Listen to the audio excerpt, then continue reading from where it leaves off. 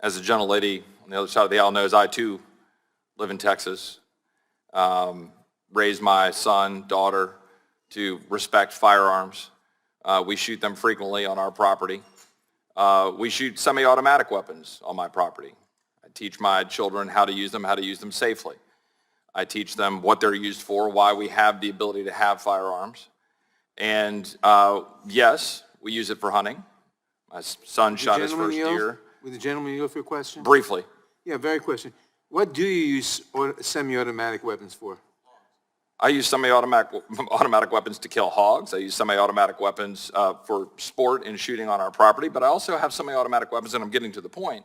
Thank you. Because a semi-automatic weapon is a weapon that you can use for self-defense. It is a semi-automatic weapon that you can use to defend yourself against home invaders, but also, let's be clear, against tyranny.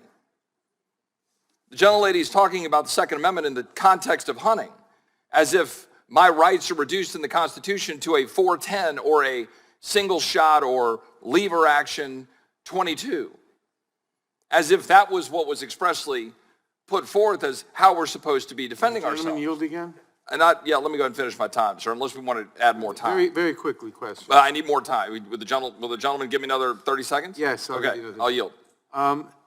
You said that you could use a semi-automatic weapon to fight tyranny. Sure. You mean you'd use it against American troops?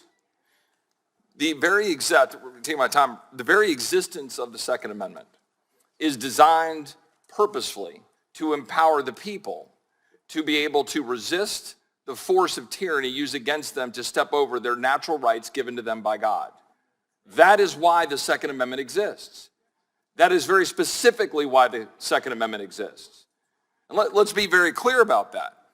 Let's rewind the clock a little bit, as I know at least several justices have written in Supreme Court opinions, but about what life looked like in the 19th century and what the government was doing to remove the ability of either slave owners or, importantly, freed blacks, or importantly, whites who even stood up in defense of blacks or against slavery, and the efforts by the South and the efforts by the strong arm of government to remove their ability to have firearms. That is an absolute, undeniable, documented, historic fact in our country. As written by Robert Verbruggen in the National Review, and I'm happy to submit this to the record without objection, he writes, "The heart of the problem is that in an effort to stave off rebellion and maintain the racial caste structure that had developed under slavery, state and local governments refused to respect freedmen's constitutional rights. Crucial to the South's efforts were gun control laws that applied to blacks and blacks alone. This does not show that," and it goes on further, I'm going to take too long, where it goes into the South's campaign against black gun ownership, not surprisingly, began long before the Civil War. Two slave rebellions in the 1820s stoked whites' fears, and in response, many legislatures amended their laws prohibiting slaves from carrying firearms to apply the prohibition to free blacks as well. When the government, and he writes further, and I agree with this, when the government has the ability to forbid gun ownership, it has the ability to render groups it dislikes helpless to defend themselves, regardless of whether modern gun control accomplishes its purpose of reducing crime. And for the record, there is no evidence it does. And I agree with that as well. This is so inherent to the very conversation we're having. My colleagues on the other side of the aisle just blithely dismiss due process. A former judge even saying, arguments about due process. You have the opportunity to be heard after. You have the opportunity to be heard after your rights have been taken away.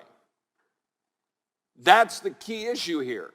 We are absolutely destroying the bedrock principle that your rights are given to you by God and that you can't just have to go to the government to ask permission to exercise those rights. And when you would the gentleman yield for a question? Could I ask Mr. Roy a question?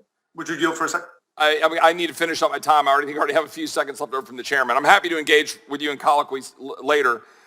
And I would point out that my colleague from Maryland, again, just sort of rolled over the fact that it was very expressed in the Supreme Court's ruling that the Second Amendment protects an individual right to possess a firearm unconnected with service in a militia.